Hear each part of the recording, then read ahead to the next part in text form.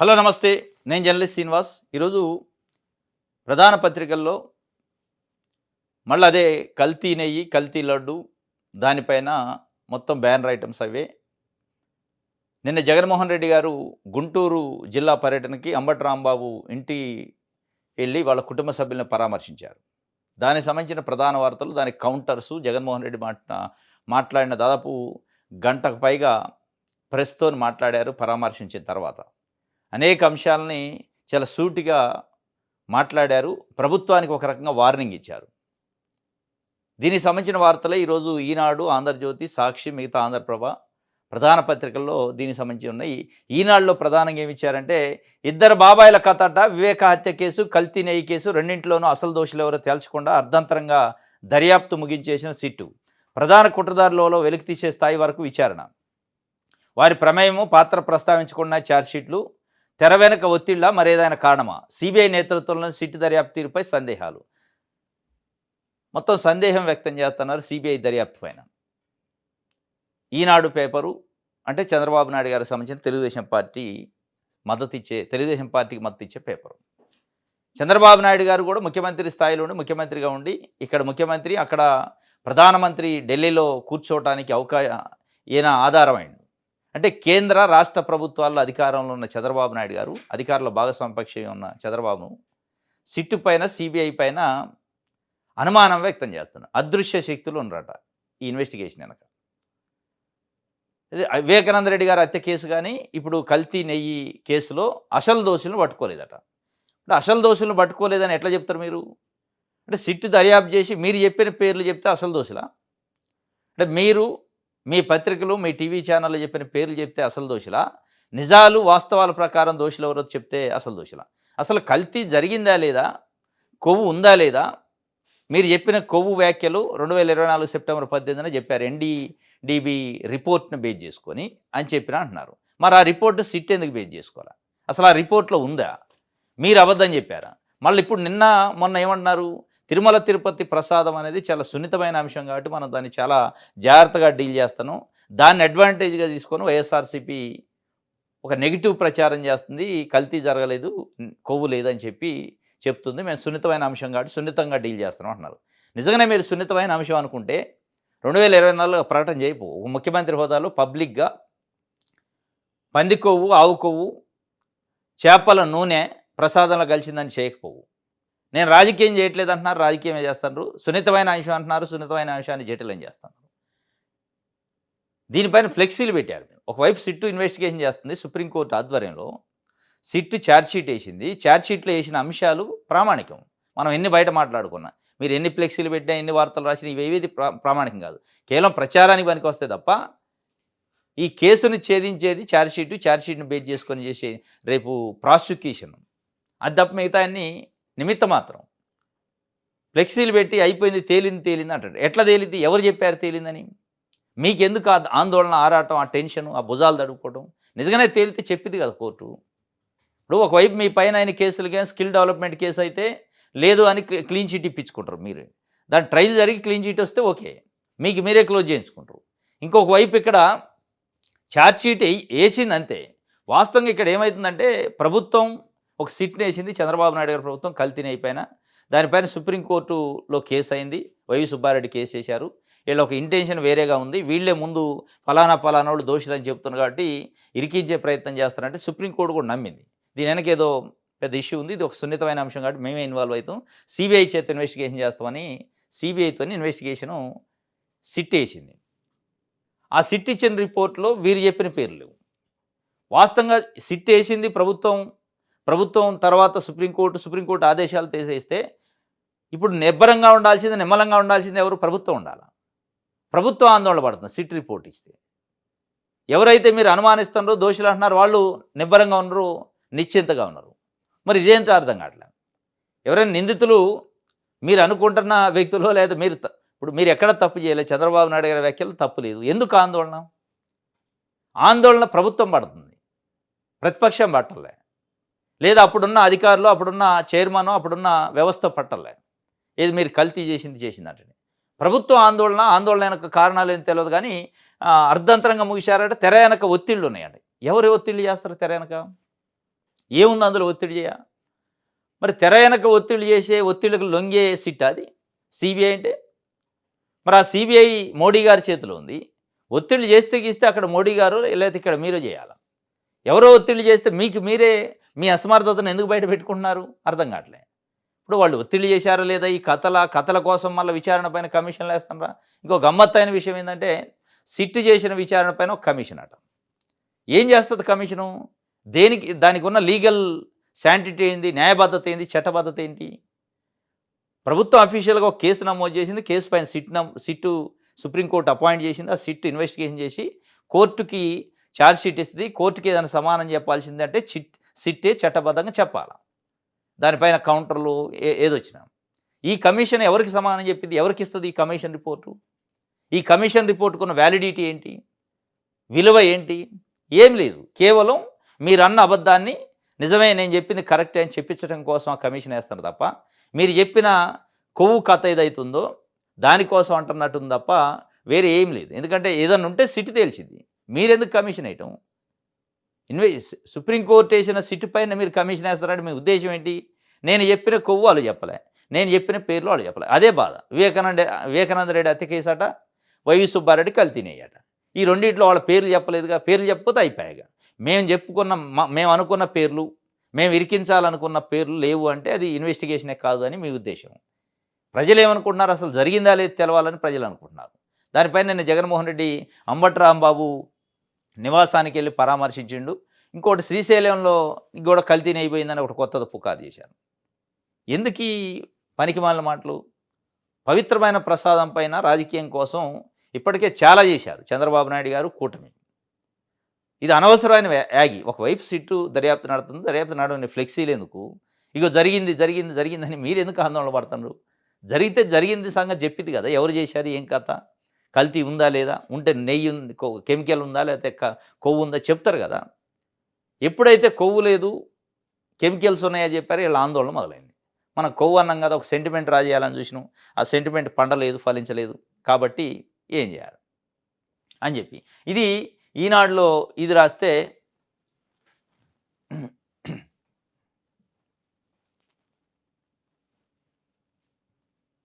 Right.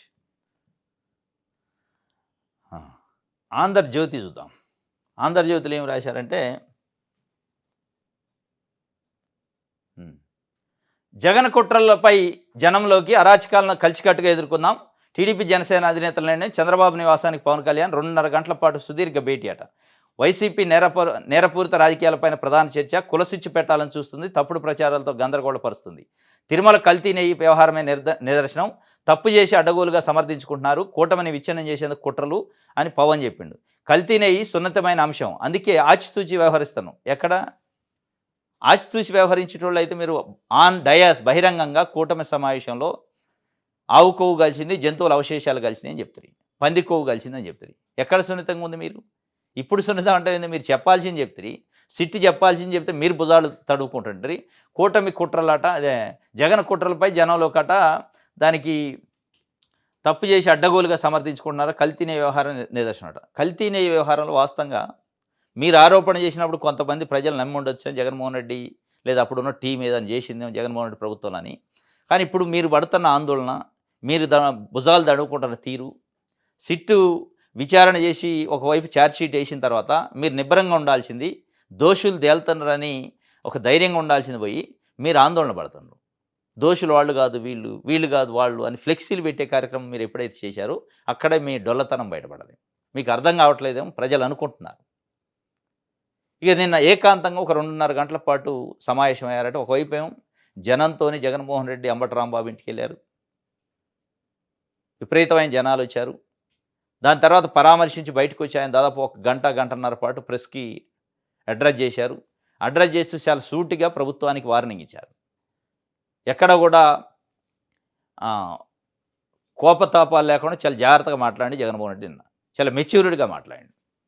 ఎందుకు అంటే ఇట్లాంటి దాడులు, ఇట్లాంటి కల్చరు, కర్రలు పట్టుకొని ఇళ్ల మీదకి దాడులు వచ్చి దొంబిలు చేస్తే ఎమ్మెల్యేతో సహా భవిష్యత్తులో ఫలితాన్ని అనుభవిస్తారు. ఇది ఉత్తగేం పోదు. మేము అధికారంలోకి రాబోతున్నాం, వచ్చిన తర్వాత చట్టబద్ధంగా ప్రతి ఒక్కళ్ళని బోన్లో నిలబెడతాం అన్నాడు. చట్టబద్ధంగా పోలీసులను కూడా చట్టబద్ధంగా బోన్లో నిలబెడతాం, శిక్షిస్తాం. దీని వెనకున్న రాజకీయ నాయకులు, దీన్ని ప్రోత్సహించిన వ్యక్తులను కూడా ఎవరిని వదిలే ప్రసక్తి లేదు. అది కూడా చట్టబద్ధంగానే. ఈ ఫ్లెక్సీలు పెట్టే కల్చర్ ఏంటి? ఎవరిని రెచ్చగొడుతుండ్రు? అంటే మీ ఉద్దేశ్యం ఏంది? కొవ్వు కల్తీ జరగలేదు నెయ్యిలో అని చెప్పిన తర్వాత, పదే పదే నెయ్యిలో కొవ్వు కలిసిందని ఎందుకు అపచారం చేస్తుండ్రు? వెంకటేశ్వర స్వామికి సంబంధించిన పవిత్రతని దెబ్బతీసే ప్రయత్నం చంద్రబాబు నాయుడు గారు చేస్తుండు. భయం లేదు, భక్తి లేదని చాలా సూటిగా ప్రభుత్వానికి వార్నింగ్ ఇచ్చిండు. ప్రభుత్వంలో యంత్రాంగానికి, పోలీసులకి, అధికారులకు కూడా, రాజకీయ నాయకులకు కూడా వార్నింగ్ ఇచ్చిండు. ఇదేదో ఈరోజు అధికారం ఉంది కాబట్టి దాడులు చేసినా అయిపోద్ది అనుకుంటే కుదరదు. ప్రతి ఒక్కళ్ళు దీని ఫలితాన్ని అనుభవిస్తారు. బోన్లో నిలబెడతామనే వార్నింగ్ ఇచ్చిండు. ఇక దానికి వీళ్ళక్కడ ఆయన చెప్తుండలేదే ఇక్కడ ఏకాంతంగా 2:30 గంటల పాటు చంద్రబాబు నాయుడు గారు, పవన్ కళ్యాణ్ గారు చర్చలు. మరి ఈ చర్చల్లో మనం కొవ్వు అన్నాం. నేనేం కొవ్వు అని వన్ సైడెడ్‌గా అనౌన్స్ చేసినా దాన్ని బేస్ చేసుకొని మీరు పోయి కనకదుర్గమ్మ తల్లి గుడి మెట్లని శుభ్రం చేశారు.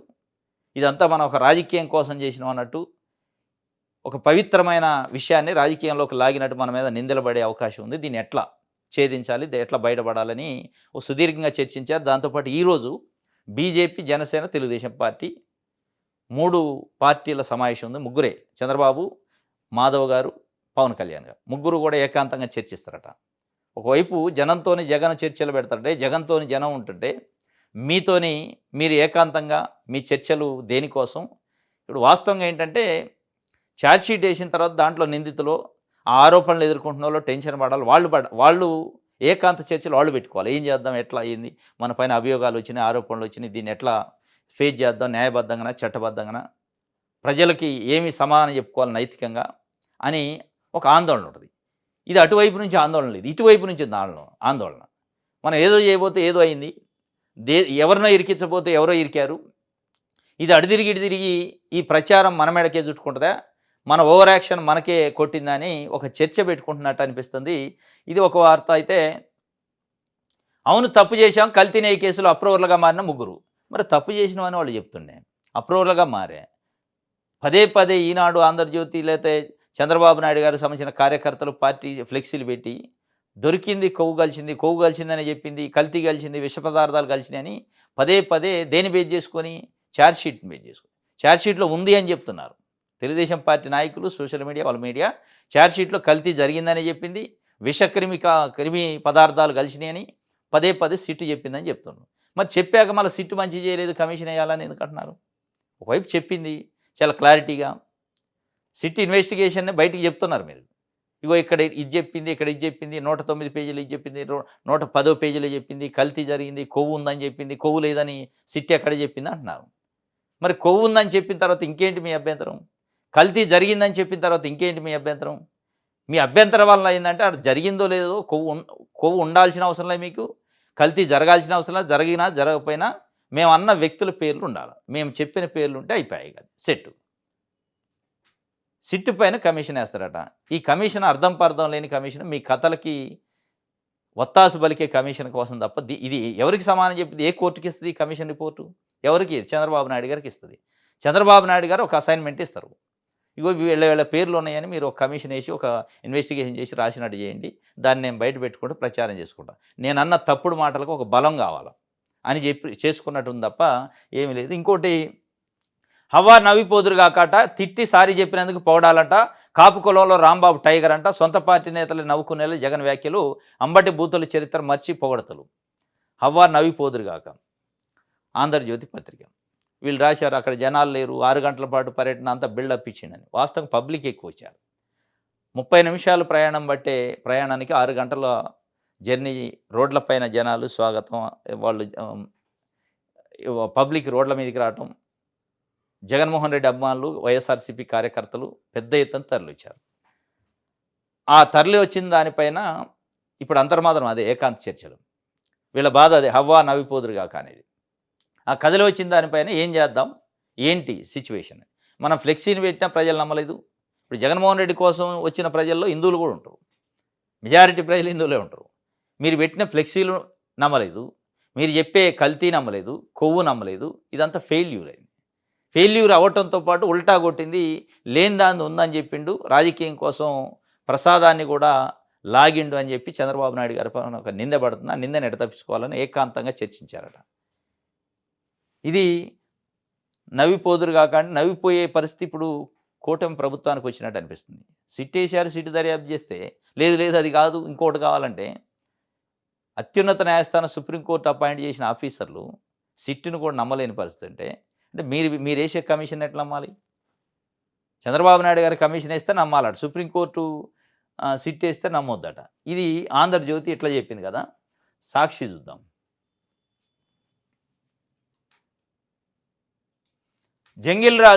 బాబు జంగిల్ రాజు భయానక పాలనతో ప్రజాస్వామ్యం కూని చంద్రబాబు సర్కార్ అరాచక పాలనపై వైఎస్ఆర్సీపీ అధ్యక్షుడు వైఎస్ జగన్ నిప్పులు. ఖచ్చితంగా ప్రతిఘటన ఉంటుంది. ఇలాంటివి మళ్ళీ జరిగితే మాత్రం చూస్తూ ఊరుకునేది ఉండదు. దానికి ఖచ్చితంగా ప్రతిఘటన ఉంటుంది. అవసరమైతే రాష్ట్ర వ్యాప్త బంద్కు కూడా పిలుపునిస్తాం. ఇప్పటికైనా ఆపకపోతే అడుగులు ఇంకా వేగంగా పడతాయి. ఇష్యూస్ పెద్దవి అవుతాయని చంద్రబాబును గట్టిగా హెచ్చరిస్తున్నాయి. ఈ ఘటనపై ఎన్హెచ్ఆర్సీకి ఫిర్యాదు చేస్తున్నాం. సుప్రీంకోర్టు తలుపులు కూడా తడతాం అని అన్ని రకాల పోరాటాలు కూడా చేస్తామని జగన్మోహన్ రెడ్డి చెప్పిండు. అంబటి జోగియేళ్లపై విధ్వంసకాండ నిప్పు పెట్టడం దారుణం. పోలీసుల సమక్షంలోనే యథేచ్ఛగా దాడుల పరం. ఇప్పుడు తప్పులు చేస్తున్న ఎవరిని వదిలిపెట్టం. వచ్చేది మా ప్రభుత్వం, వడ్డీతో సహా తిరిగి చెల్లిస్తాం. అన్ని విచారణ చేస్తాం, కోర్టు బోను ఎక్కిస్తాం. చంద్రబాబు లాంటి దిగజారిన నేత ప్రపంచంలో ఉండరు. సిబిఐ సిట్ ఛార్జ్ షీట్లో వైవి సుబ్బారెడ్డి, భూమన కరుణాకర్ రెడ్డి పేర్లు లేవంటే క్లీన్ చిట్ ఇచ్చినట్టు కాదా? గుంటూరులో అంబటి కుటుంబాన్ని పరామర్శించిన భరోసానిచ్చిన వైఎస్ జగన్. సిబిఐ సిట్టు ఛార్జ్షీట్లో వైవి సుబ్బారెడ్డి, భూమన కరుణాకర్ రెడ్డి లేతే ఇంకా ధనంజయ రెడ్డి వీళ్ళ పేర్లు లేవంటే వాళ్ళ క్లీన్ చిట్ ఇచ్చినట్టే కాదని జగన్మోహన్ రెడ్డి అంటారు.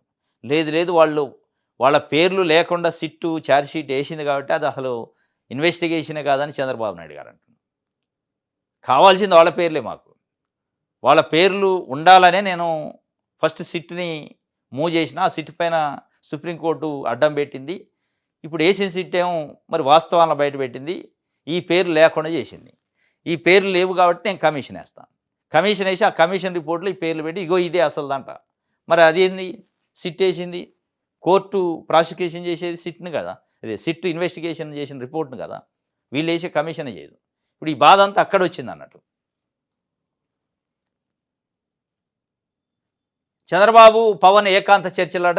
తిరుమల లడ్డు ప్రసాదం కల్తీ అయిందని విషప్రచారం చేసి దొరికిపోయిన నేపథ్యంలో సీఎం చంద్రబాబు, ఉప ముఖ్యమంత్రి పవన్ కళ్యాణ్ బుధవారం ప్రత్యేకంగా సమావేశారు. ఈ వ్యవహారంలో ఏం చేయాలనే అంశంపై ఇద్దరు మంత్రాలు చేశారట. ఏది చేసినా రాజకీయం చేసినట్టు స్పష్టంగా కనపడుతుంది. వాస్తవంగా చంద్రబాబు నాయుడు గారు ప్రకటన చేసినప్పుడు నిజం ఇంత ఘోరమైన అపచారం చేశారా జగన్మోహన్ రెడ్డి ప్రభుత్వంలో ఉన్న అధికారులు, ఆ కమిటీ చైర్మన్లు అని చెప్పి అనుకున్నారు. హిందూ భక్తులు, కోట్ల మంది హిందువుల భక్తులు. కానీ ఈరోజు చంద్రబాబు నాయుడు గారు చేస్తున్న అడావుడి, యాగి, ఆందోళన, ఆయన చేస్తున్న లేకి ఎకిలి వ్యవహారాలు ఇవన్నీ బయటపడిన తర్వాత ఇది ఉట్టుట్టి ముచ్చటే, ఏం కల్తీ జరగలేదని ఒక నిర్ధారణకు ప్రజలు, హిందూ భక్తులు వచ్చిన పరిస్థితి స్పష్టంగా అర్థమవుతుంది. ఇది ఒక వార్త. ఆంధ్రజ్యోతికి హైకోర్టు నోటీసులు ఇచ్చింది.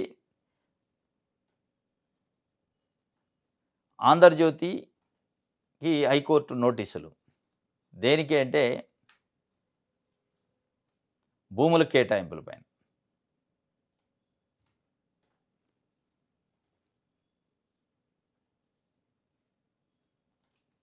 రైట్.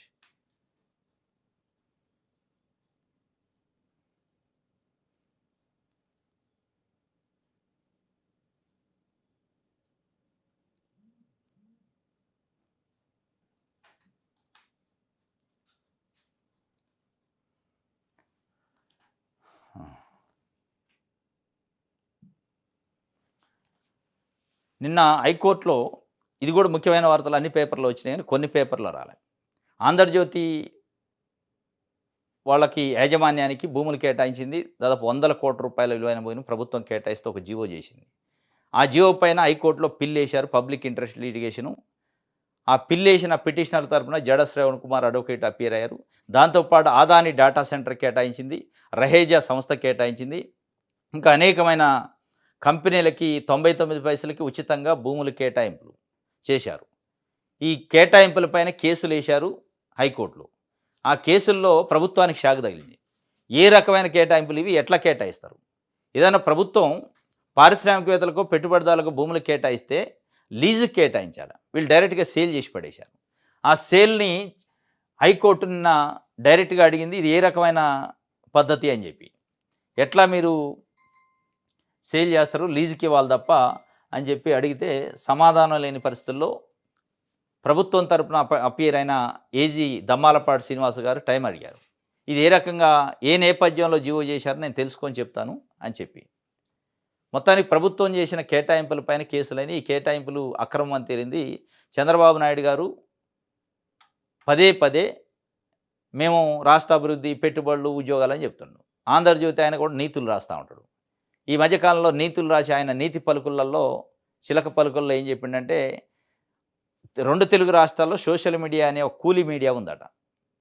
ఇక మీ కూలి గురించి ఇప్పుడు బయటపడది. ఆంధ్రజ్యోతి కూలీ వ్యవహారాలు, ఆంధ్రజ్యోతి కుతంత్రాలు, ఆంధ్రజ్యోతి కేటాయింపులు, కుయుక్తులన్నీ బయటపడ్డాయి. హైకోర్టు సాక్షిగా మీరు తీసుకున్న కూలి మీకు చంద్రబాబు నాయుడు గారు ఇచ్చిన కూలి. మీరు చంద్రబాబు నాయుడు గారిని పొగుడుతున్నందుకు, ప్రభుత్వాన్ని కాపాడుతున్నందుకు, తెలుగుదేశం పార్టీకి ప్రచారం చేస్తున్నందుకు, అనుకూలంగా వార్తలు రాస్తున్నందుకు మీకిచ్చిన కూలి, ఆ కూలి వ్యవహారం బండారం బయటపడ్డది. ఇప్పుడు చెప్పాలి ఆంధ్రజ్యోతి సమాధానం.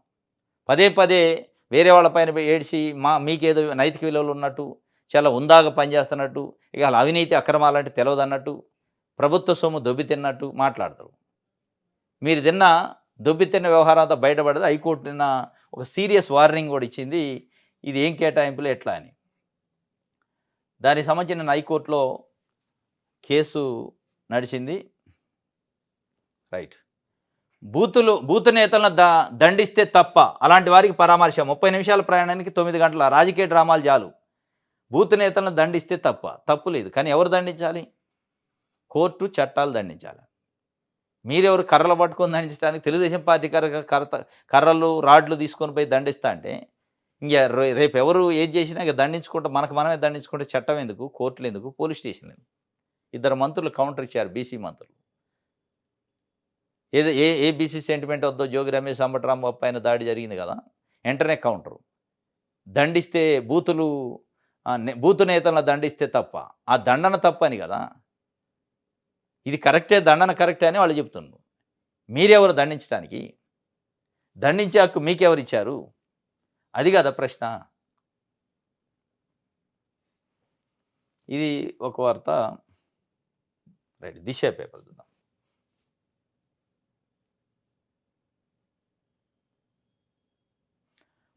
మా కులపోళ్ళ వెనక అమ్మాయిలు కుక్కల్లో ఎంటబడతారట. వంగవీటి రంగ, అల్లు అర్జున్, రామ్ చరణ్ ఇతర కులాల అమ్మాయిలను ప్రేమించి ప్రేమ పెళ్లి చేసుకున్నారు. అంబటి వివాదం టీడీపీ, వైసీపీల మధ్యనే. జనసేన మహిళా నేత రజని వివాదాస్పద వ్యాఖ్యలు చేశారట. గతంలో ఎప్పుడు చేస్తే ఇప్పుడు బయటకు వచ్చినాయి. ఎందుకు వచ్చినాయి అంటే, సూటిగా జనసేన నాయకుడు పవన్ కళ్యాణ్ ప్రశ్నిస్తుంది ఆమె రజని, కన్నా రజని. చంద్రబాబు నాయుడు గారిని, తెలుగుదేశం పార్టీని ప్రశ్నిస్తుంది. కూటమిని తెచ్చుకుంది ఇట్లాంటి కర్రలతో దాడులు చేసుకోవడానికి కాదు, ఫ్లెక్సీలకు కావిలు గాయడానికి కాదు. దాడులు సంస్కృతి మంచిది కాదు. ఏదైనా చట్టబద్ధంగా చేయాలి తప్ప ఈ ఫ్లెక్సీల సంస్కృతి. ఒకవైపు కోర్టులో హీరింగ్ ట్రయల్ నడుస్తుంటే ఫ్లెక్సీలలో ఈయన దోషి, ఆయన దోషి అని చెప్తే సిట్ ఎందుకు, పోలీస్ స్టేషన్ ఎందుకు, కోర్టులు ఎందుకు అని సూటిగా ఒక అడ్వకేట్గా ఆమె ప్రశ్నించింది. ఆ ప్రశ్నిస్తే కూటమి డైలమాల పడితే కూటమికి ఒక రకంగా చేడు వచ్చింది. ఇక దాన్ని ఆమె ఎప్పుడో మాట్లాడిన ఒక మాటలు తీసుకొచ్చి సోషల్ మీడియాలో పెట్టారట. మా కులపోళ్ళ వెనక అమ్మాయిలు కుక్కల్లా పడతారు అంటూ జనసేన మహిళా అధికార ప్రతినిధి కన్నా రజని సంచలన వ్యాఖ్యలు చేశారు. గతంలోనే ఈమె వ్యాఖ్యలు చేయగా ఇప్పుడు వైరల్గా మారాయి. ఓ టీవీ ఇంటర్వ్యూలో రజని మాట్లాడుతూ కాపు కులాన్ని పెంచిపోస్తున్నారని చెప్పారు. తమ కులపోళ్ళు కమ్మవాళ్ళ అమ్మాయిలను ప్రేమిస్తారని తెలిపారు. వంగవీటి రంగ కమ్మ అమ్మాయిని, అల్లు అర్జున్, రామచరణ్ రెడ్ల అమ్మాయిలను ప్రేమించి పెళ్లి చేసుకున్నారని గుర్తు చేశారు. విడుదల రజని కూడా తమ కాపు కులానికి చెందిన అబ్బాయినే ప్రేమించి పెళ్లి చేసుకుందని చెప్పారు. తమ కాపోళ్ళ అబ్బాయిల వెనక అన్ని కులాల అమ్మాయిలు కుక్కల్లా పడిపోతుంటారని, అందుకే పాపం లీగల్గా పెళ్లి చేసుకుంటారని వ్యాఖ్యానించింది. దాడులను ఖండించాల్సిందే. ఇది ఇలా ఉంటే కన్నా రజని తాజాగా కూడా కీలక వ్యాఖ్యలు చేశారు. ప్రజాస్వామ్య దేశంలో దాడులు ఎవరు చేసినా ఖండించాల్సిందేనని అన్నారు. అంబటి వివాదం టీడీపీ, వైసీపీల మధ్యనేనని, జనసేనకు సంబంధం లేదని వివరించారు. అయినప్పటికీ కూటమి ధర్మానికి కట్టుబడి జనసేన పార్టీ అధికార ప్రతినిధి పదవి నుంచి పక్కకు వచ్చి మాట్లాడుతున్నారని తెలిపారు. పోలీసులు ఉండగానే టీడీపీ కార్యకర్తలు కర్రలు, రాళ్లు పట్టుకొని అంబటిపై దాడికి దిగడం సరికాదన్నారు. పోలీసు వ్యవస్థను అధికార పార్టీకి శాసిస్తుందంటూ ఆమె సంచలన వ్యాఖ్యలు చేశారు. దాడులు ఖండించాల్సిందే. అది టీడీపీ, వైసీపీ మధ్య వ్యవహారం, జనసేనకు సంబంధం లేదని చెప్పింది. ఈ మాత్రం కూడా పవన్ కళ్యాణ్కి అర్థం కాలేదు. ఎప్పుడైతే కూటమికి ఈ ఎదురు వస్తుందో వెంటనే ఆ వీడియో, ఎప్పుడో మాట్లాడిన వీడియో ఒక టీవీ ఇంటర్వ్యూలో చేస్తే గీస్తే అప్పుడు మాట్లాడాలి. నిజంగానే ఆమె మాట్లాడిన అభ్యంతరకరమైన వ్యాఖ్యలు అయితే అప్పుడు సస్పెండ్ చేయాలి పార్టీ నుంచి. ఆ రోజు చేయలే. ఆ రోజు మంచిగా అనిపించినాయి. ఈరోజు అదే వార్త, అదే వ్యాఖ్యలు తప్పు అనిపించినియి. ఎందుకంటే కూటమికి ఎదురొచ్చింది కాబట్టి. ఇది ఆమె చెప్తుంది మా కులపోళ్ళ వెనక అమ్మాయిలు కుక్కల్లా ఎంటపడతారట. రామ్ చరణ్, అల్లు అర్జున్‌ని ప్రస్తావించింది. రెడ్ల అమ్మాయిల్ని చేసుకున్నారని. వంగవీటి రంగ కమ్మ అమ్మాయిని చేసుకుండని. అదేవిధంగా విడుదల రజని కాపు అబ్బాయిని చేసుకుందని ఆమె ప్రస్తావించింది. రైట్. ఇది దిశకు సంబంధించి రైట్. విషయాలందరూ వివరిద్దాం. ఎస్ఐఆర్‌పై స్వయంగా సుప్రీంలో వాదించిన మమత. పశ్చిమ బెంగాల్ ముఖ్యమంత్రి మమతా బెనర్జీ దాదాపు సుప్రీంకోర్టులో 15 నిమిషాల పాటు ఆర్గ్యుమెంట్ చేశారు. ఎస్ఐఆర్ పైన, సర్ పైన, స్పెషల్ ఇంటెన్సివ్ రివిజన్ పైన. దాదాపు 40 లక్షల ఓట్లు అక్రమంగా తొలగించింది ఎలక్షన్ కమిషన్. అనేక సార్లు ఉత్తరాలు రాసిన, ప్రభుత్వం తరపున మాట్లాడినాం, అయినా కానీ పట్టించుకునే పరిస్థితి లేదు. బతికున్న వ్యక్తులను చనిపోయినట్టు చూపిస్తున్నారు. ఇట్లాంటివి చేసి దాదాపు 40 లక్షల ఓట్లు తొలగించిన తర్వాత రేపు ప్రజాస్వామ్యం ఎట్లా బతికిద్ది? దీనిపైన న్యాయం చేయాలి మీరు. న్యాయపరంగా మాకు రక్షణ కల్పించాలని చెప్పి సుప్రీంకోర్టు మెట్లెక్కారు. స్వయంగా నాకు తెలిసి భారతదేశ చరిత్రలో ఒక ముఖ్యమంత్రి హోదాలో సుప్రీంకోర్టులో పోయి వాదించింది మమతా బెనర్జీ. పార్టీ ఇన్ పర్సన్‌గా. 5 నిమిషాలు టైం అడిగారు. 5 నిమిషాల టైం సుప్రీంకోర్టు బెంచ్ ఇచ్చింది.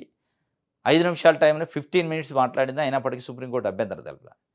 చాలా సూటిగా ప్రభుత్వాన్ని, కేంద్ర ప్రభుత్వాన్ని, ఎలక్షన్ కమిషన్‌ని కార్నర్ చేసి మాట్లాడారు. చాలా అంశాలు ఆమె మాట్లాడారు. ఈరోజు దేశవ్యాప్తంగా జరుగుతున్న చర్చను సుప్రీంకోర్టులో ఒక 15 నిమిషాల సమ్మరీలో చెప్పారు. మరి సుప్రీంకోర్టు ఏం తీర్పిద్దో చూడాలి.